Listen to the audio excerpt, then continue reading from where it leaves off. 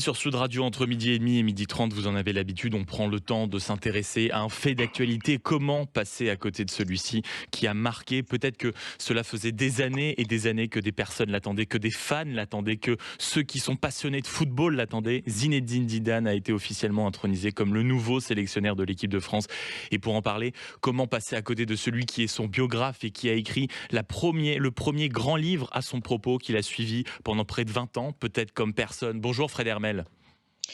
Bonjour Maxime Hidot. Merci beaucoup d'être avec nous. Vous êtes journaliste, biographe de Zinedine Zidane. Ce livre est à retrouver aux éditions Flammarion.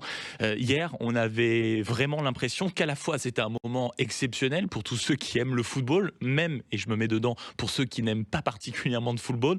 On a l'impression que c'était un moment naturel, presque pas si exceptionnel que ça. Est-ce que je me trompe ? Il a attendu ça toute sa vie, en fait, de toute sa vie d'entraîneur, puisque quand il était joueur, jamais Zidane n'aurait imaginé être un jour entraîneur puis sélectionneur de l'équipe de France. Mais à partir du moment où il a mal terminé sa carrière de joueur, il fallait qu'il y ait un autre chapitre avec le football et avec l'équipe de France en particulier.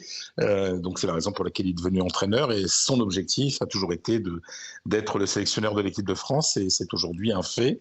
Pour 4 ans, si tout se passe bien, voire plus si affinité. Mais Zidane a été joueur décisif de l'équipe de France. Il l'a redit lui-même. Il a commencé en minime, chez les tout petits, avec les Bleus. Il a porté le brassard de capitaine.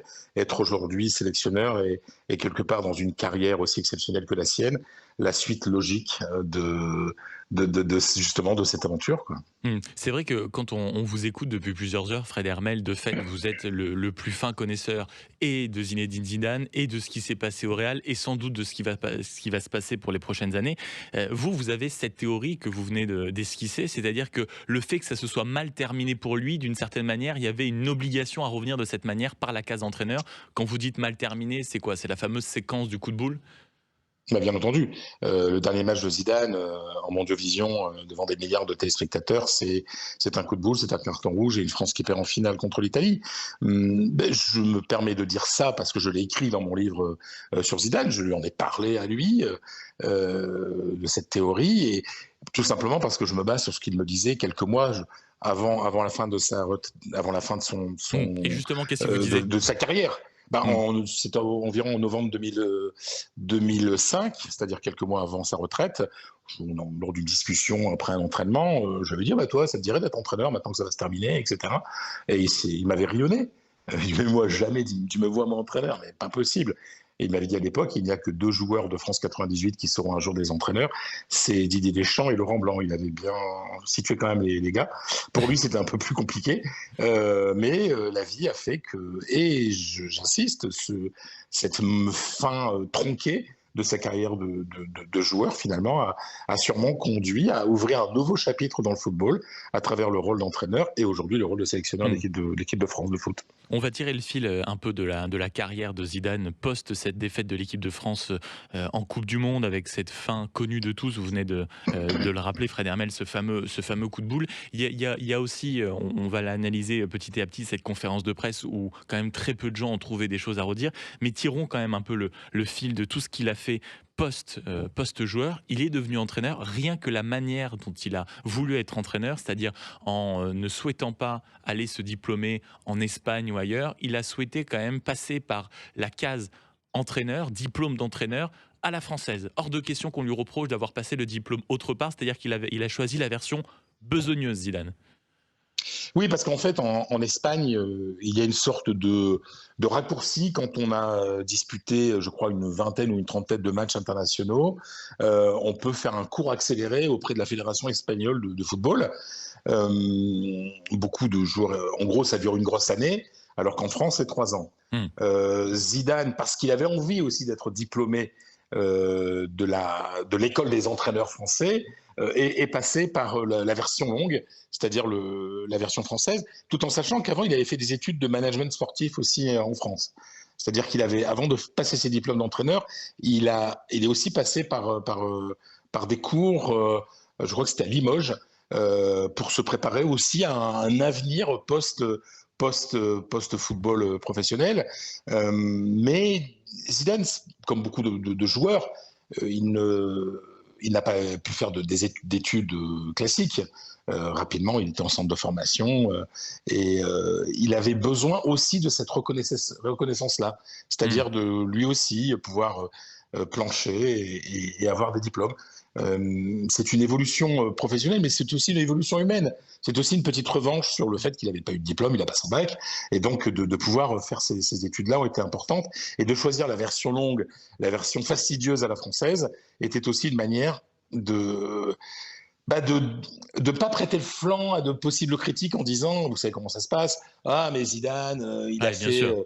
rapidement en Espagne, il n'est pas entraîneur, voilà, ouais, ouais, comment ça se passe. Donc lui, il a suivi le cursus classique, et il a eu sûrement vraiment raison de le faire. Mmh. Zidane, c'est votre livre aux éditions Flammarion, Fred Hermel, et on est forcément avec vous pour évoquer ce qui s'est passé hier, l'intronisation de Zinedine Zidane en tant que nouveau sélectionneur de l'équipe de France. Vous parlez de la manière dont il est devenu entraîneur. Vous qui le connaissez vraiment par cœur, qui avez eu la chance de le suivre très attentivement, d'échanger, de parler avec lui, j'imagine aussi de lui donner parfois vos opinions, d'avoir de véritables éléments de débat avec lui. Comment vous l'avez vu évoluer, vous, entre le moment où il était joueur, où il a décidé de raccrocher les crampons, et le moment où il a passé comme ça, il est passé tout doucement de l'autre côté de la barrière, c'est-à-dire du côté entraîneur. Quels sont les changements assez nets que vous avez peut-être pu déceler chez lui?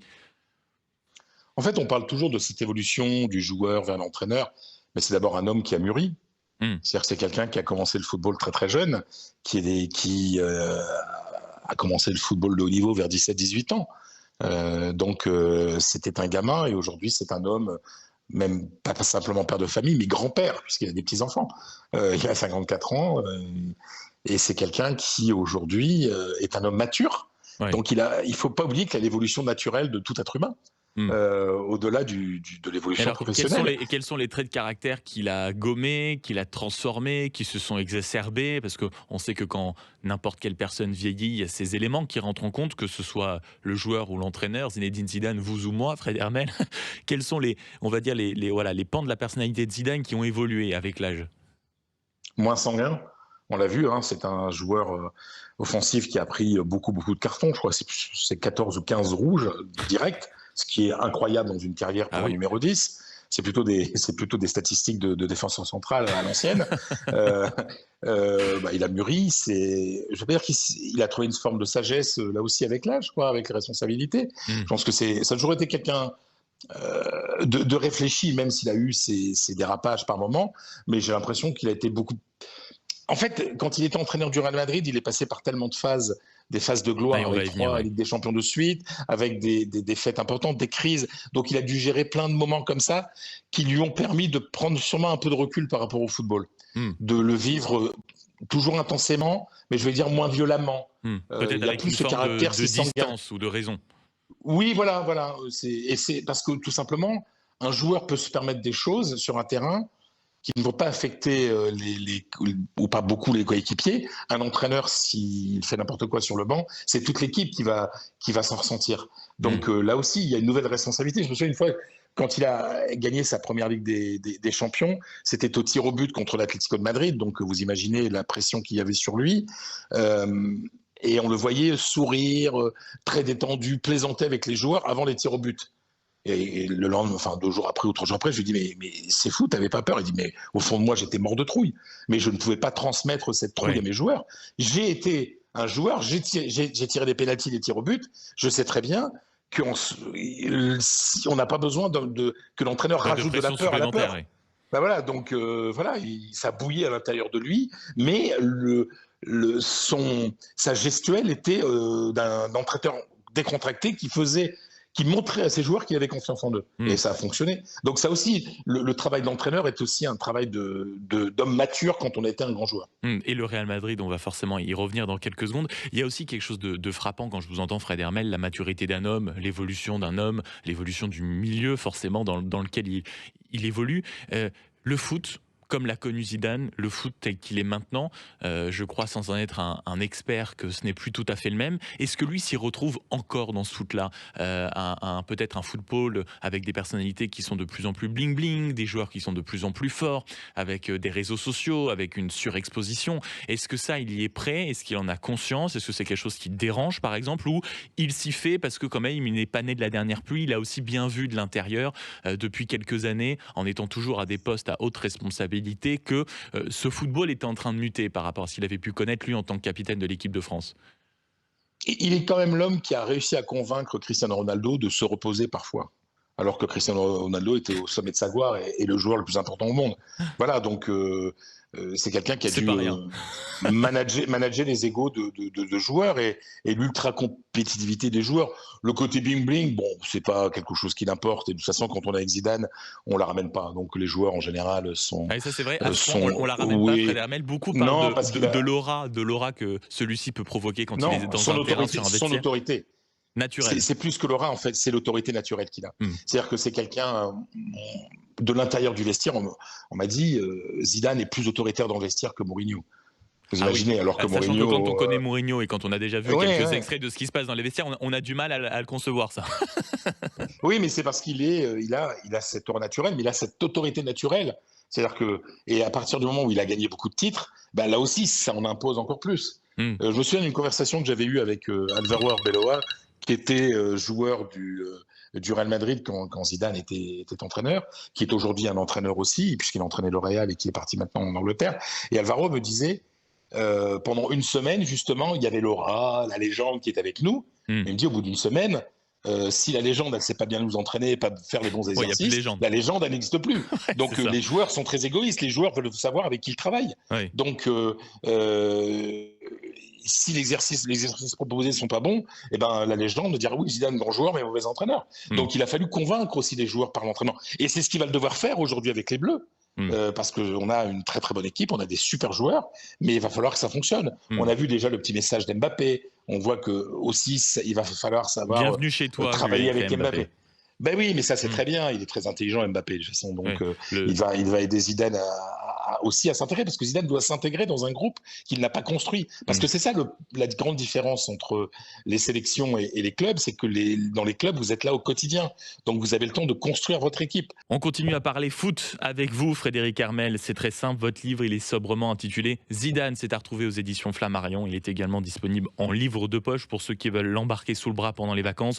Dans quelques secondes, on continue à parler évidemment de Zinedine Zidane et on va également débriefer cette première conférence de presse qui était tant attendue. C'était un sans faute. Ah bon, vous nous direz tout ça. À tout de suite sur Sud Radio.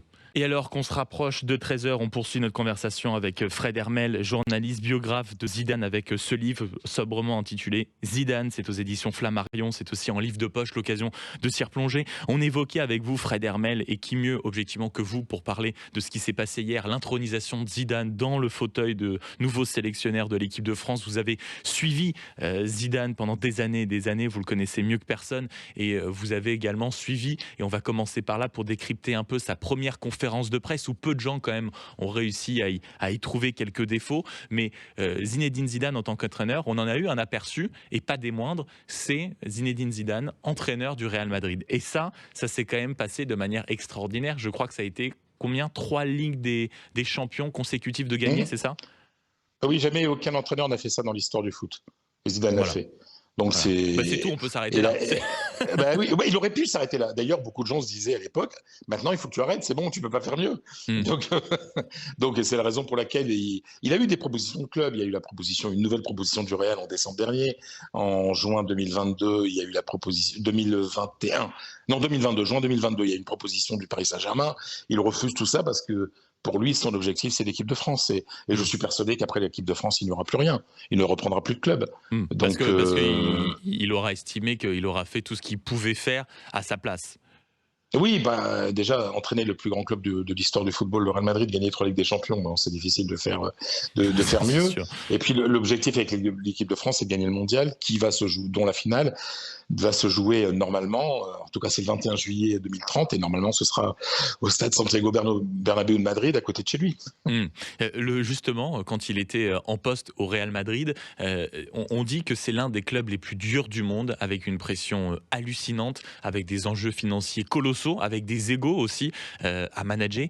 Comment ça s'est passé, ces premiers pas d'entraîneur, vous qui l'avez suivi, Fred Hermel, quand on reprend une telle équipe, avec une telle pression, avec une telle organisation, sous le feu des projecteurs? Racontez-nous un peu les coulisses de tout ça. J'imagine les coups de pression, les angoisses, les coups de colère aussi, même si l'homme a mûri. Non, en fait, il a commencé en étant adjoint d'Ancelotti Mmh.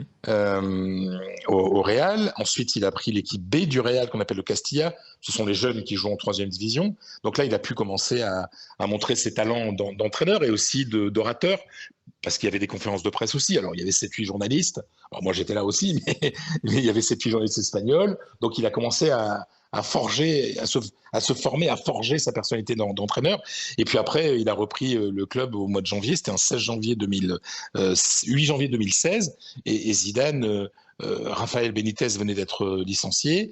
Il prend l'équipe avec l'objectif de plus ou moins bien terminer la saison, et il gagne la Ligue des Champions. Mmh. Donc ça l'a lancé Ça l'a de manière propulsé, oui. définitive. Ça l'a propulsé. Après, au bout de 3 ans, il arrête. Enfin, 2 ans et demi, 3 Ligues des Champions de suite, il arrête et il revient pour une deuxième étape en 2019 qui va durer 2 ans et qui va être moins glorieuse parce qu'on était avec une équipe en fin de cycle.